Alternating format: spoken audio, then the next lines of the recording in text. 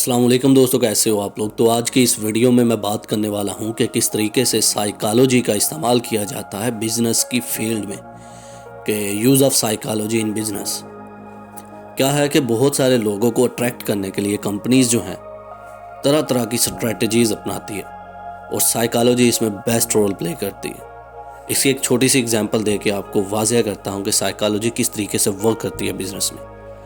For example, एक company जो है वो 3 प्रोडक्ट बना रही है।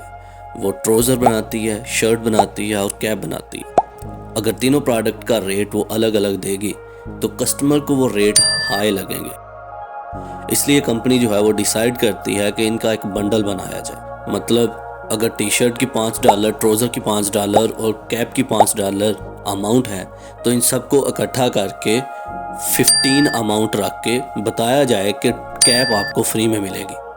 तो इस तरह कस्टमर जो है वो अट्रैक्ट होता है कि 2 प्रोडक्ट के साथ तीसरी प्रोडक्ट जो है वो बिल्कुल फ्री की जा रही है। तो इस तरीके से साइकोलॉजी को यूज़ किया जाता है बिज़नेस में कस्टमर की अट्रैक्शन के लिए। कस्टमर के माइंड को समझ के उसी अकॉर्डिंग जो है मार्केटिंग की जाती है। तो ये थी मेरी एक छोटी सी वीडियो। आई होप कि आपको वीडियो अच्छी लगी होगी। नेक्स्ट इसी तरह की वीडियोज़ आती रहेंगी। Like this video, share this video and give a valuable comment.